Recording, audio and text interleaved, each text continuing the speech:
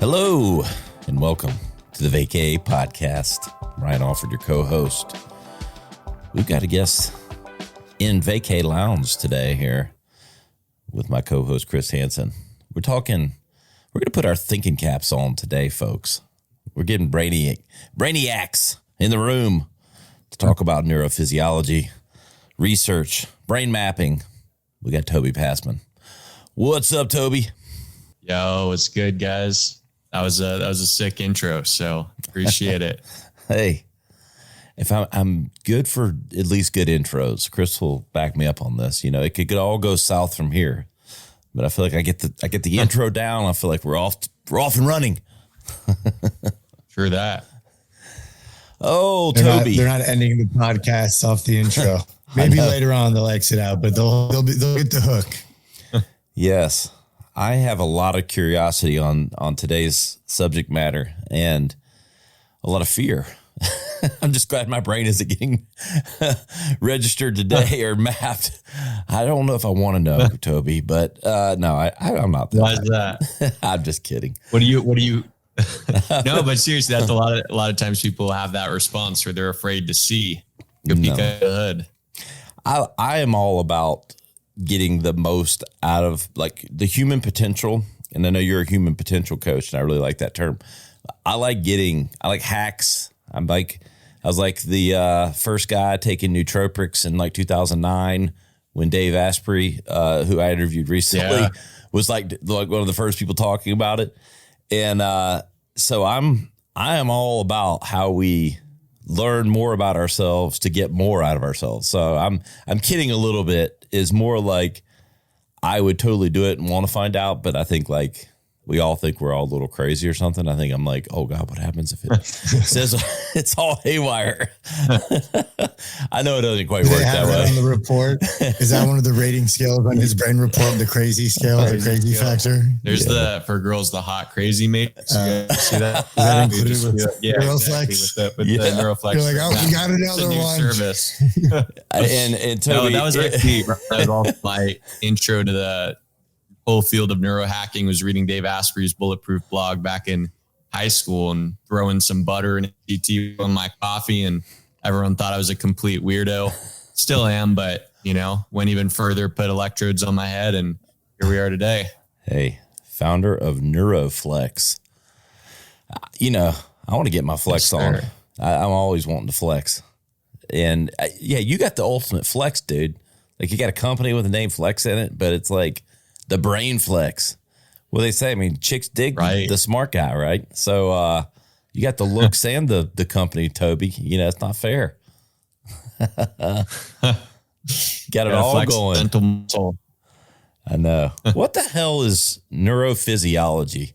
Let's just go right at it. We've got a eclectic, smart-ish audience like me. We think we know it all.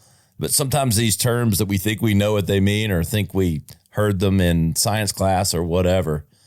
Let's go down that path a little bit, Toby. Of course. So real simple. It's just the function of the brain and nervous system.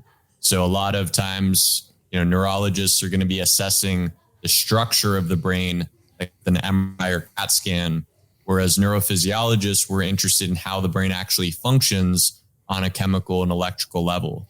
So that's basically what the distinction is there. I love it.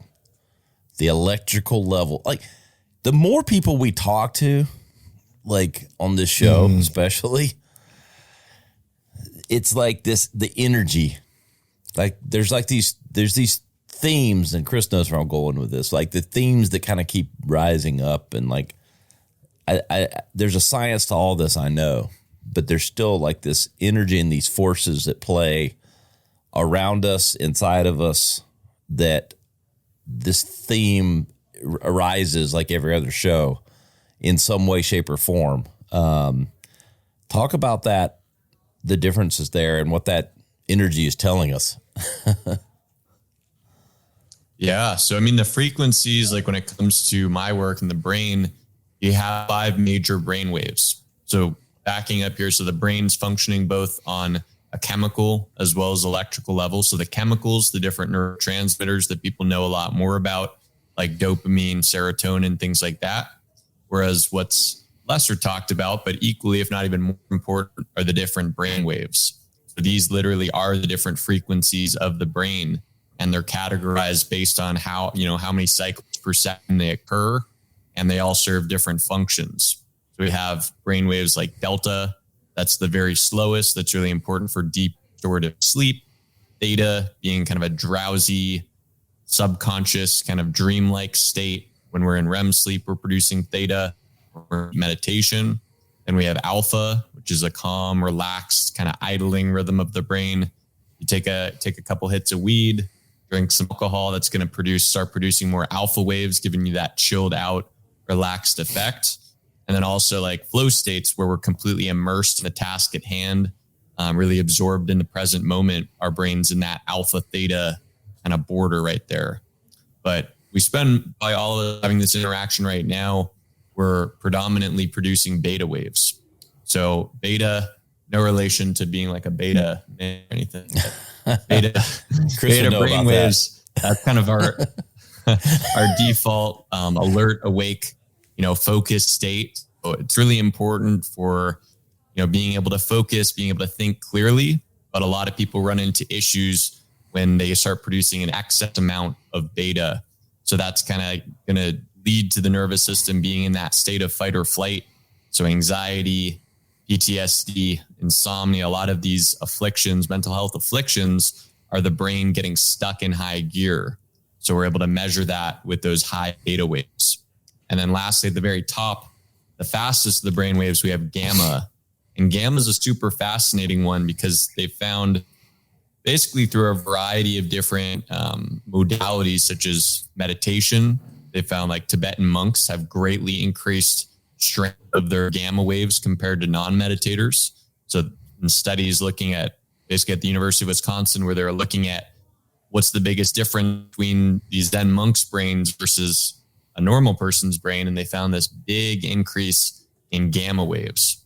So researchers link that to this increased present moment awareness, expanded consciousness, this greater feeling of like interconnectedness that meditators or long-term meditators frequently report. And it's one that also psychedelics such as psilocybin, LSD, that'll also facilitate neuroplasticity by increasing gamma waves. So gamma is a super cool one, but all of the different brain waves, all these different frequencies, they're occurring in some amount at all times. Kind of like how, both men and women, we both have testosterone. It's just that as guys, our levels of testosterone are way higher, and women's are way lower. So when we're in a focused state, our levels of beta are going to be higher. When we're asleep, we're going to be producing more of those delta and theta rhythms. But it's a little bit about the different frequencies of the mind. Fascinating. It's what determines, is it nature or nurture, the amount of any one of those waves being higher or lower in individuals? Like if you did the brain mapping and reading on, Chris Rye, and you got some of our levels, like, is it, DNA, like we were born that way, or is it an altered state from experiences? I think it's always a combination of both, right? There's certain genetic predispositions where people are more likely to develop things like depression or neurodegenerative diseases. There's certain genes that make people a lot more likely to have Alzheimer's disease, but your genetics, that's not your destiny.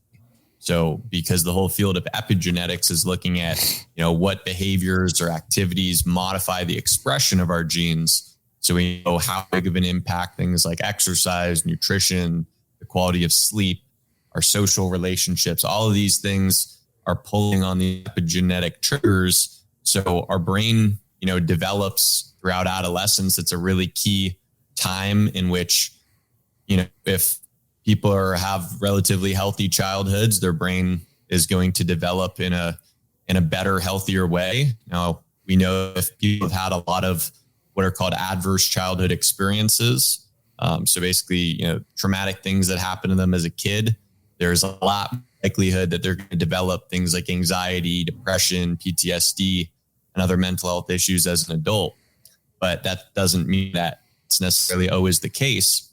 And also people that are dealing with some issue, they've likely seen a psychiatrist or mental health professional and probably been diagnosed and given a pill to treat that diagnosis, and are kind of just told, manage and handle the symptoms, but there's not really it's kind of like you're always going to have to manage the symptoms.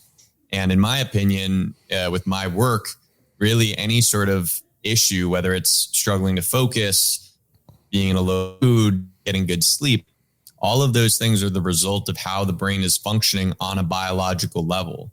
So if we know that and know what triggers to pull and how to improve the brain's functionality, then all of those issues can be really when we get a very root cause. Talk to us about NeuroFlex. Exactly. I think we're dancing all around it, but what exactly, pun intended, including my brainwaves, and curiosity. It's like a little dancer inside there, prancing around going, what is NeuroFlex? What is NeuroFlex? What is NeuroFlex and how do you help people? We help them flex their brains, but sorry. But yeah, man. So NeuroFlex is basically the development or the continuation of, the past 8 years of research that I've done in labs, as well as small clinics, working with substance abuse, drug addiction, as well as different mental health issues, and then also peak performance centers. So with all of that experience, I decided to branch off and start my own company. So NeuroFlex is really catered to executives, entrepreneurs, other high performers who are looking to optimize their brain performance and improve their mental health. Because I think these technologies, I'm guessing you guys prior to me coming on, you guys probably have never heard too much about brain mapping or neurofeedback, photobiomodulation, Very little. Yeah. And that's like most people. So how are you going to benefit from something that you don't even know what it is? You don't even know that it exists. So my real mission with NeuroFlex is bringing these technologies that have traditionally been hidden away in research labs and small clinics and really bring them to the mainstream. We know about the brainwave scanning. Like I said, neurofeedback, I've kind of heard of it. Walk me through, I see you on Instagram, I see you doing, we putting all these electrodes on people's brains and stuff. Yep. Walk me through. I'm an entrepreneur. Ryan's an entrepreneur. We see your stuff. We're into biohacking, optimizing. So what's our intake? What's the process? Yeah. So we'd start off with that brain scan where we have that electro cap, the swim cap looking device on your head that's picking up your brainwave activity, 19 different areas of the brain. So it's a thorough neurological evaluation looking to see you have healthy levels of each of those 5 major brainwaves we discussed. You have areas that are too low in activity, areas that are too high in activity. We're able to look at how both left and right hemispheres are communicating back and forth, as well as how different neural networks in the brain are activating. So we do that. I kind of get thorough initial evaluation where we talk through your medical history, your neurological history, what your goals are, both personal, professional, what you feel like is limiting you from achieving those goals, whether that's, getting distracted, losing focus, feeling like you're just running out of cognitive energy at the end of the day. And then based on that, and based on what we collect with the brain scan, I put you on a personalized protocol to optimize your neurophysiology. So think of like in the same way, if you were to start working with a personal trainer and you have specific physical health goals, they're going to, put you on a personalized plan of nutrition, exercise to get you there. So I basically do that for people's brains, working with different neurotechnologies. I'm a big fan of the Apollo. Sometimes I'll send clients that, but other technologies like neurofeedback, which we touched on, things like photobiomodulation or red and infrared light therapy, as well as neurostimulation. So a whole host of different neurotechnologies that I work with, and then also just coaching people in terms of brain healthy nutrition, getting them on really solid supplementation, nootropic regimen, And then talking about just exercise, lifestyle interventions, biohacking. Big fan of stacking together different interventions. The brain doesn't just work in isolation. It's like if you're eating healthier, you're exercising, you're getting better results doing neurofeedback. So I try to just help people live a really brain healthy lifestyle that's conducive to peak cognitive performance. And then they work with the neurotechnologies at home. So I've been able to get, now it's like fully virtual at that initial session in person. I send people the equipment. They are able to do the sessions through an app. So the neurofeedback sessions, as well as some other modalities. And then every couple of weeks, we have a one-on-one call. We talk through the progress. I show you how your brain is changing over time.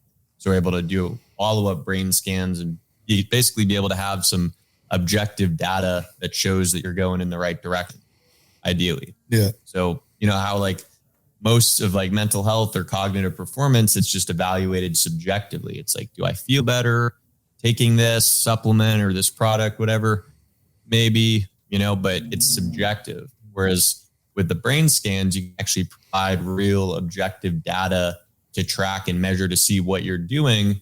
Maybe not just neurofeedback, but maybe you're trying out a new supplement or tropic or, fasting, whatever. You can evaluate to see how your brain is actually changing in functionality as the result of going through that. Basically do a couple follow-up brain scans going through the program, which to me is the coolest part because it can show you like the direct physical evidence of your brain actually changing and improving in functionality, really that neuroplasticity in action. Is there you do a follow-up? Is there like a set amount of time? Like, okay, 90 days, 6 months, like what's...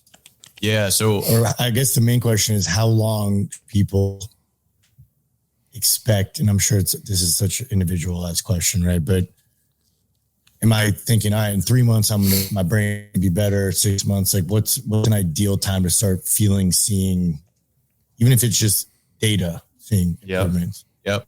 I mean, it's very quick. Even from the very first session, you might notice feeling a bit more relaxed and more focused. Improvements in sleep that people notice are pretty quick too. Usually I would say within 3 to 5 sessions, people start noticing that there's positive changes. But the reason I do like a 90-day, 3-month program is because, the brain's going to try to revert back to its homeostasis. So if you've been stuck repeating the same negative thought loops, doing the same behaviors and taking actions that, aren't really conducive to optimal brain health, it's kind of like your brain has wired those connections in.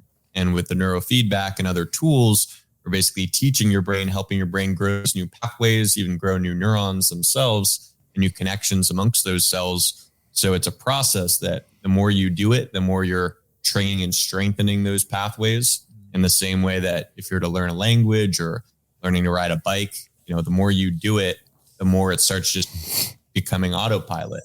You start just really rewiring and installing those new pathways. So the first bit of neurofeedback is really creating new pathways. And then people have to do the consistency. Just like if you're trying to get in great physical shape, you're not going to get shredded overnight. So it's a matter of, putting in that consistency, dedication, and then over time, you will see long lasting improvements. That's really fascinating. I mean, I just want you to either deny this or validate this statement that my grandmother used to make. Sure. Playing Scrabble keeps my brain younger. My grandmother used to always say that. I would agree with that. Like, did grandma have a Scrabble problem? Or it's like, hey, grandma, she always wanted to play Scrabble. She said it kept her brain younger. She used to always say that. And having this conversation about the brain just reminded me of that. No, I think grandma was right to some degree. Like they definitely know with research looking at people aging brains that doing kind of mental activity, keeping our brains stimulated does prevent our brains from declining. There's that expression of like use it or lose it when it comes to our brain. So if we're not, people like oftentimes after retirement, they start experiencing all this cognitive decline, memory issues, all of these things. It's like, Well, why is that? It's because they're no longer stimulating their brain. So if you're retired and you're still, doing Sudoku or crosswords or something, doesn't have to be Scrabble necessarily, but something to keep your brain engaged, that can certainly prevent cognitive decline.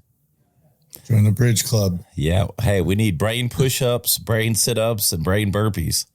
Exactly. The brain workout. I mean, whatever those things might be. And that's what Toby Pasman, founder of NeuroFlex, who we're talking to today, will put you through. I'm simplifying it for the layman, but it makes a lot of sense. I mean, when you think about it, with health and fitness and wellness, all these things have come along. Okay, we're working the biceps, we're working the lungs, we're getting the chest built up, the shoulders, we're doing all these things, but we don't talk about like how we exercise the brain necessarily. I mean, people talk passively, but it is the most important part of our body, next to probably our heart. Exactly. I'm a little embarrassed that we haven't talked about it yet, honestly, for being like a health and wellness show. We've yet at all to really talk about the brain. Well, and to take that a step further, like think about it in terms of people understand that even if they don't have a problem with their shoulder, we still could understand why you would go to the gym and do bench press and shoulder press to get stronger shoulders, right?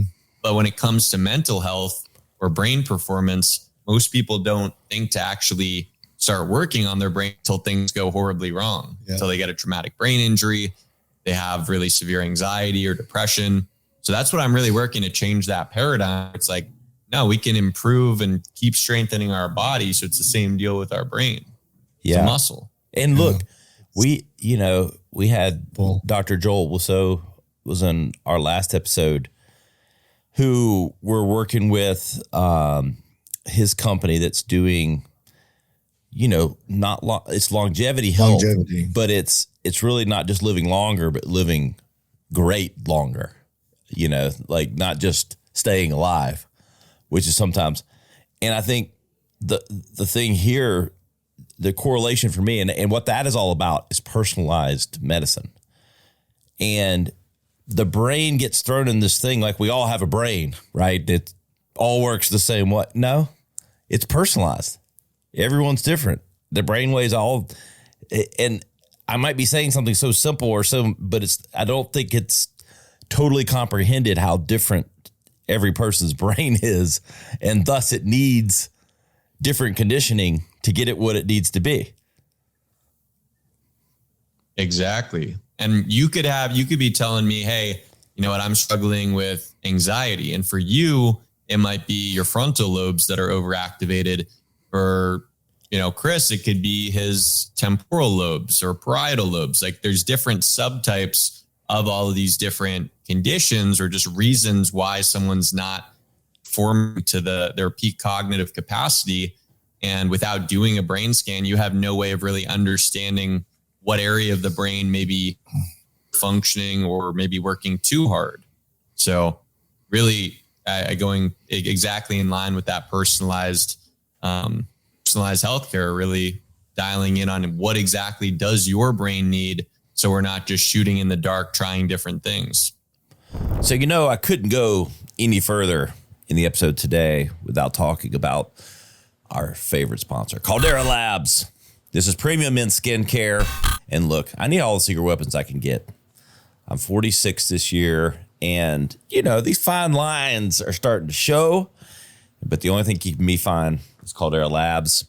Skincare, got face lotion, and this body bar. Let me tell you, it lathers up perfect. But in all seriousness, you have to rub in all the lotions, and then you use this stuff called the serum.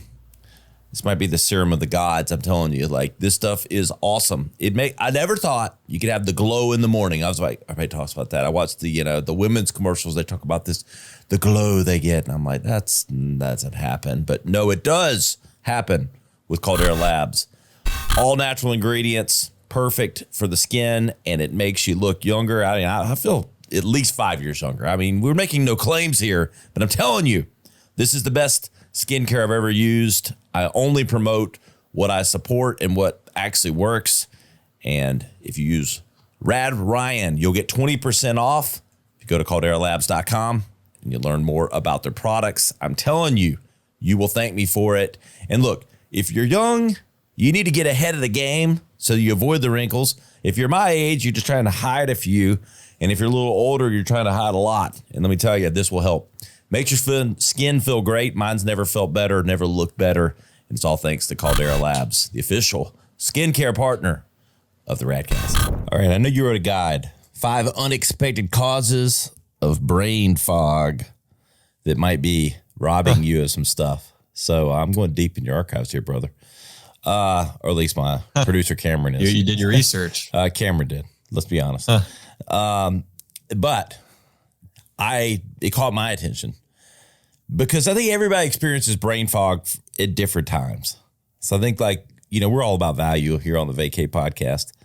And I think people will relate to this, bringing it back. Like we're talking wiring and all these things that are obviously you can help with. But brain fog is like one of those things. All right, we all have it. We wake up. So what are causes of that and maybe solutions for it, Toby? Right. Yeah, I mean, it's something that a lot of people struggle with to some degree. And in terms of the causes, I think common culprits would be, things that we consume that we probably shouldn't, such alcohol.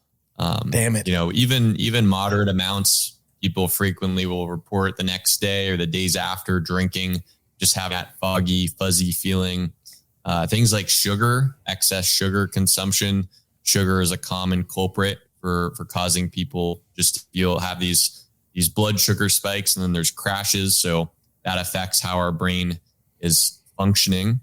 And then I would say the big thing that I personally dealt with that I know a lot of clients of mine deal with too, especially here in South Florida, is mold, like environmental mold toxins coming from water damaged buildings.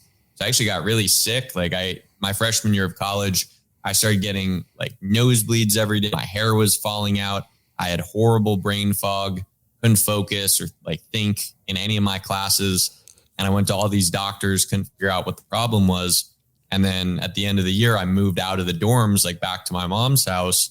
And within a couple of days, I was the brain fog lifted probably 75%. I was like, holy cow, I can actually think again. So I realized it was from my environment and learning. I did dive into learning about mold.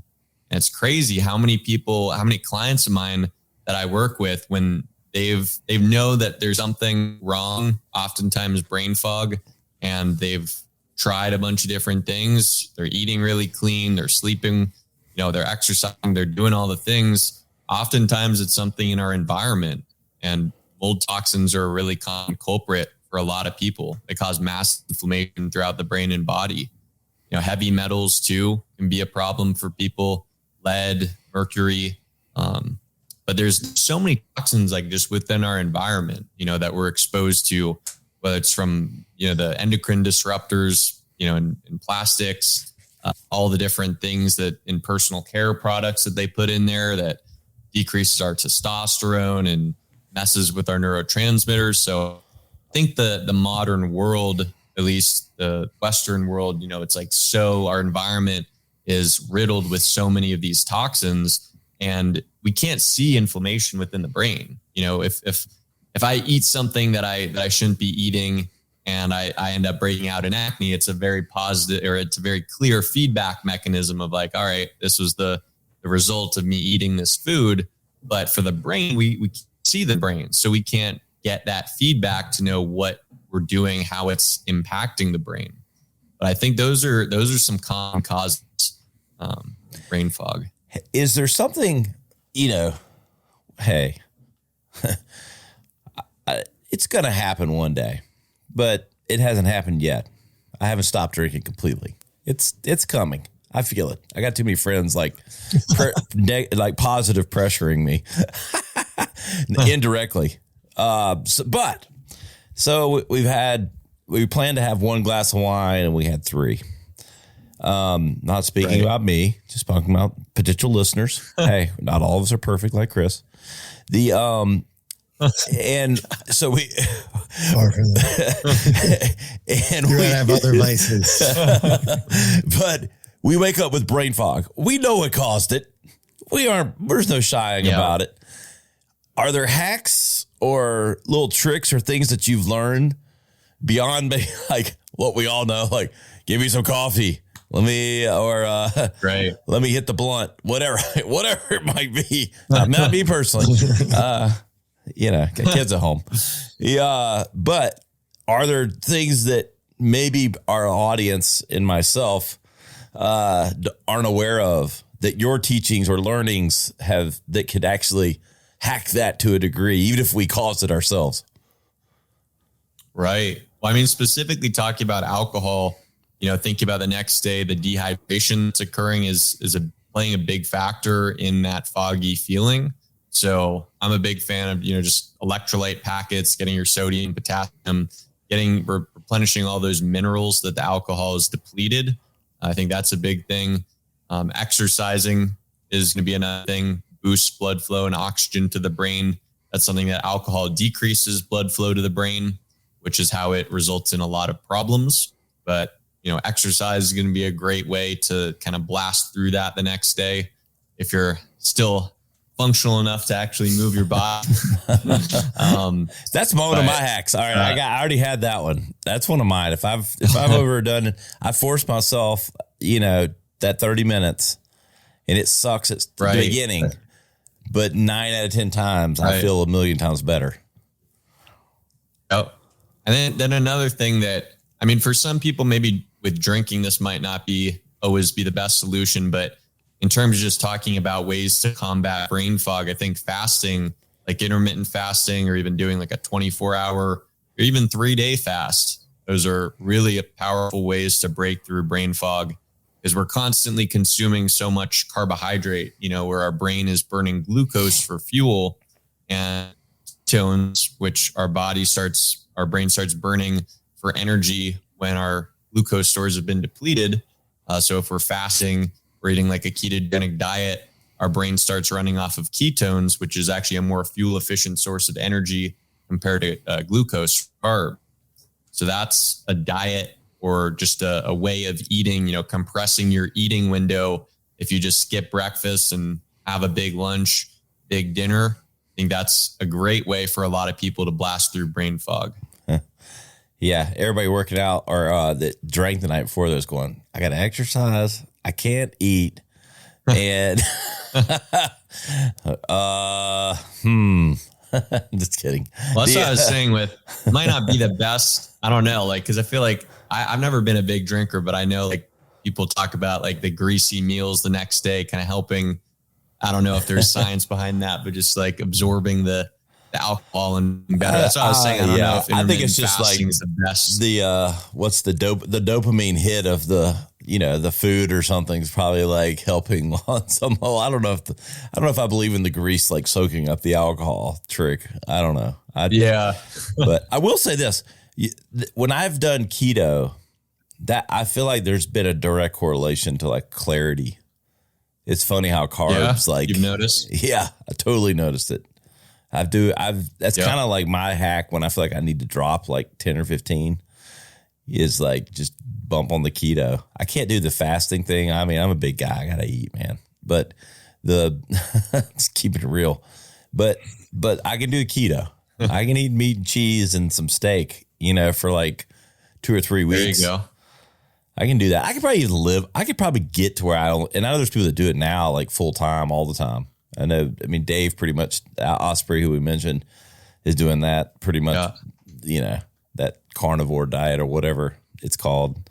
But it does, it's funny. It's carbs, man. They stick to your waistline. They stick to your brain, fogging it. Actually, there's a lot of researchers now who are actually calling Alzheimer's type 3 diabetes such a strong link between these elevated blood sugar levels and neurodegeneration.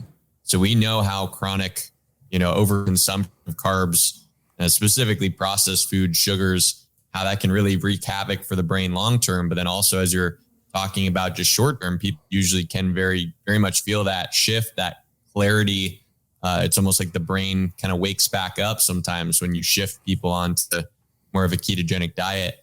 The other thing I was wondering, have you guys heard about ketone esters before?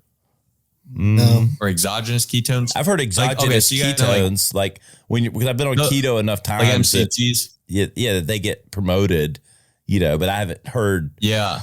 Other than like when you're in keto that they help maybe advance it or stay on it or whatever. But is there something else with those? Yeah. So basically, like, people oftentimes know about like MCT oil, right? Medium chain triglycerides, but there's a step further you can take it. So ketone esters, they're basically, chemists have developed, it's like this, it comes in like a very small, you only need like a small like capsule, and it basically takes you into a deep state of ketosis pretty much instantly. Within like 15, 20 minutes, your ketone levels, they can measure it within your blood. They're at a state reminiscent of like a 3 or 4 day fast. So you can, like, it's a hack. Even if you don't want to do fasting or a ketogenic diet, you can still use ketone esters, which is actually something like the US military's put like $65 million into a research project studying ketone esters, because they're looking for the most like fuel efficient energy source soldiers can be able to use just, anywhere. NASA's studied ketone esters. So this is like real, like, cutting edge stuff. Can you buy it? Can you buy them? You can buy it. I really like, there's a company called Ketone Aid. They make this, KE1 or KE4. I think KE4 is the one. Because there's like a lot of trickery going on with. I was about to say, they put you in keto. Like if you were trying to jumpstart a keto diet, could you take those and it really like get you there like day one instead of like you said, day 5?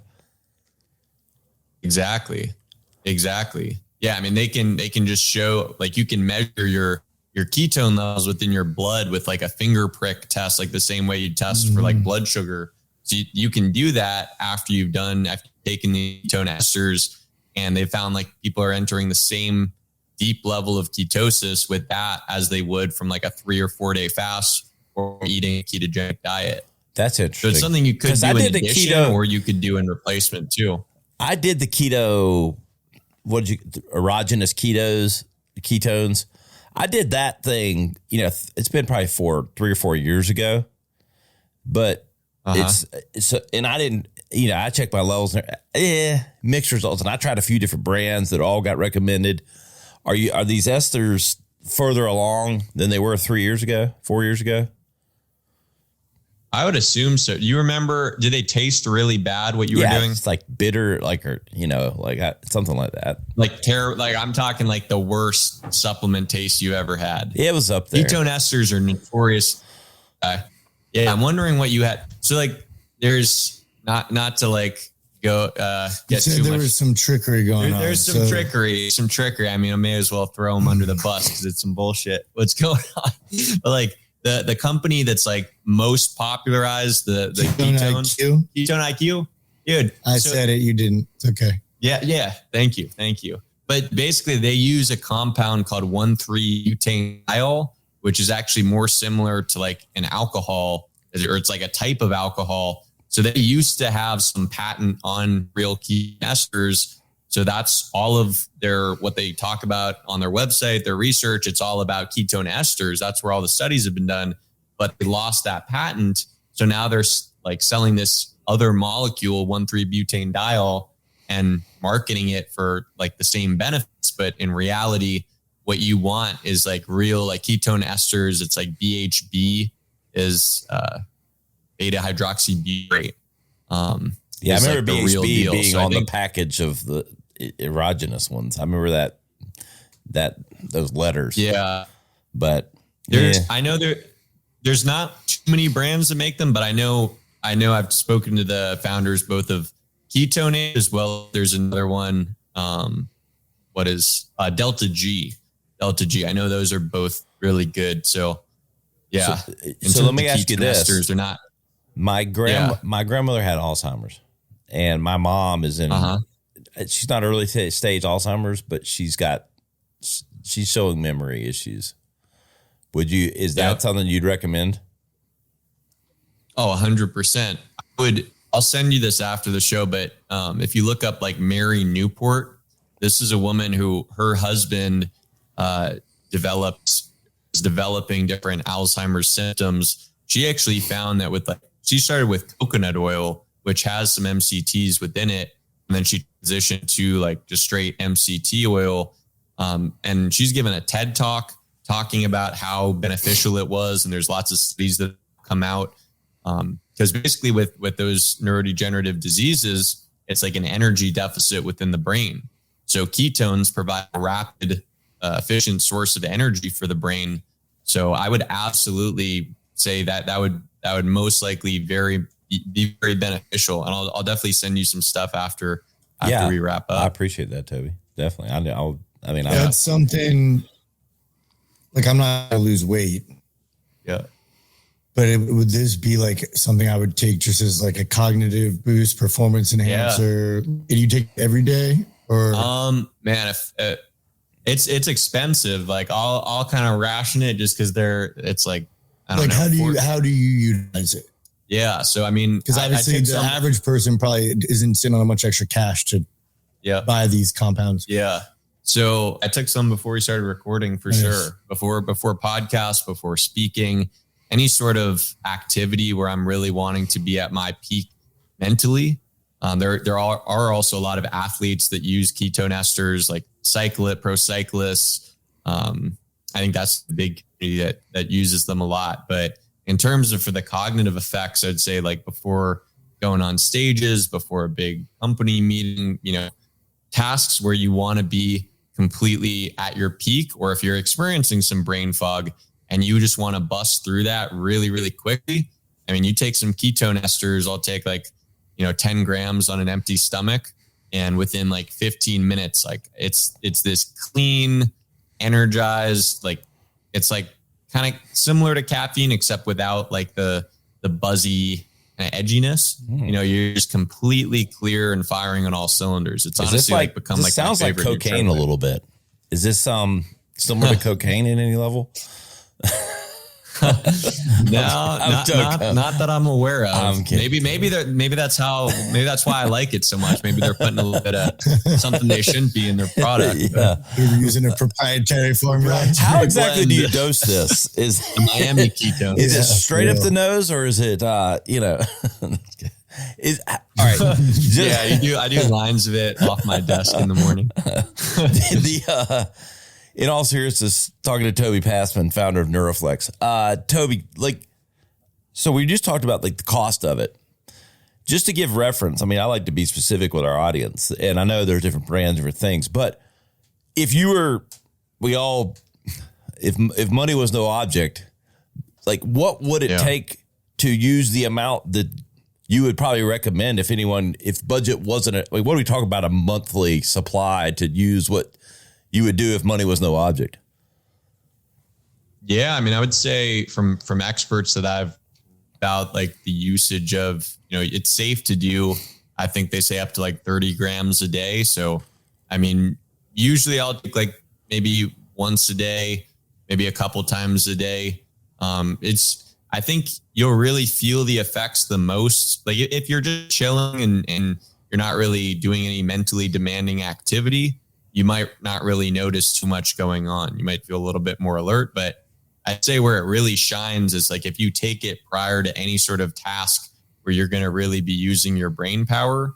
So however much that is, I mean, if money was no issue, I mean, you could go through a whole bottle of ketone esters with a super demanding day and, you'd be completely fine, be totally sharp and firing on all cylinders all day. And how much is a bottle of ketone esters? Yeah, how much? I'm trying to get at what it would cost a month for someone to use it. Per month? I think a bottle's I don't know, $45, but it's it only lasts maybe 3 days. Oh, so that's why I'm so about $400 to $500 a month.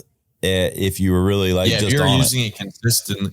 Yeah. If you're using it consistently, because I'll usually get a 12 pack. And even with my affiliate code that I'm still spending $300 on that. So, but I'll kind of ration myself out a little bit, but yeah, I'd be going through thousands of ketone esters. This is sounding more and more like cocaine. We're rationing it out.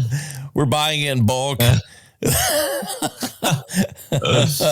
I'm the first ketone ester addict. I gotta seek treatment. Yeah.